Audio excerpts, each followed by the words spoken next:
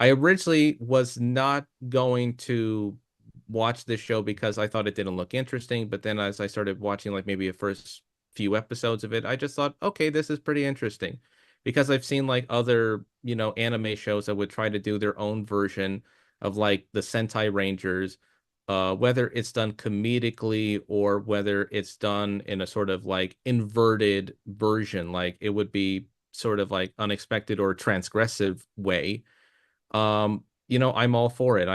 I would say something that's either comedic or something that's transgressive or something that's like it goes in a different direction. I find it pretty interesting than just the usual typical Sentai Rangers type of programs. Yeah, it is, but it also for me it goes back to the Boom Comics because like I've always been a big fan of like everything that Boom Comics does because I Hmm. think they're doing a lot of good stuff. Like I can't like praise them enough. But you always see like there's like a blur every now and then in the Power Rangers like comic books of like who's good and who's bad. Hmm. And you get a lot of that in this. Like it's not like over complicated where I just like don't want to watch it.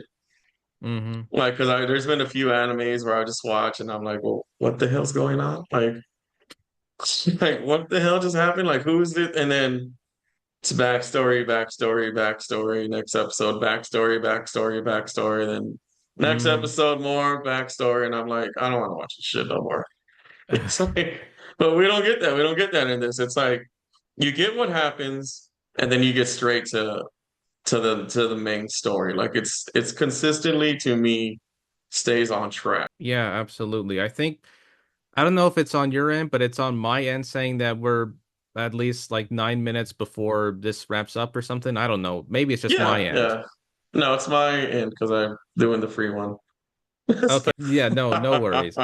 Okay. So just to get things going, besides watching that show, I've been watching like a lot of other anime shows where, as you mentioned, when you watch it and you don't un and the logic is like not there and it just sort of boggles you, I'm cool with that. I'm just like I've watched a lot of like other anime shows where they don't give you like too much logic or grounded reality, but it's just like maybe for cultural purposes, maybe some people may not understand what it means. Like I watched My Dear Friend Noko Tan, for example, or Grandma and Grandpa Are Young Again, or maybe something along the lines of I don't know, new seasons of That Time I Got Reincarnated as a Slime.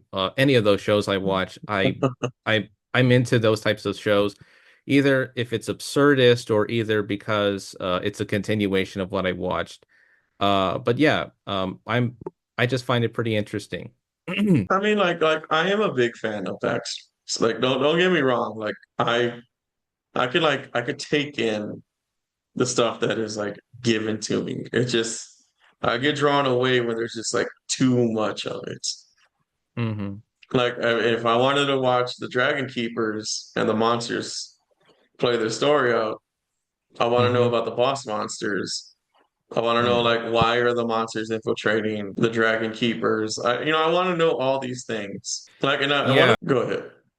No. Go ahead. I think I interrupted. Well, one of the things that I'm like looking forward to is seeing the confrontation of our main character against the Red Dragon Keeper, like the actual. Yeah.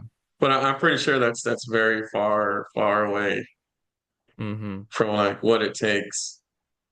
Yeah, exactly. I mean, there was the confrontation that happened like before the end of the first half when he stole his divine artifact and he basically part of his arm and with his regenerative and mimicry ability made it look as if the red dragon keeper was going to take his divine artifact, but it turns out he had it in his arm and he was sending it back to Zuzukuri, the yellow junior rank dragon keeper, which I thought was pretty interesting.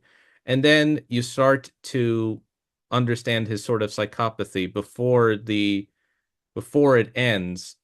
You start to see that the red dragon keeper, even though he's portrayed as sort of heroic and he's portrayed as sort of a charming guy, he's a very violent individual.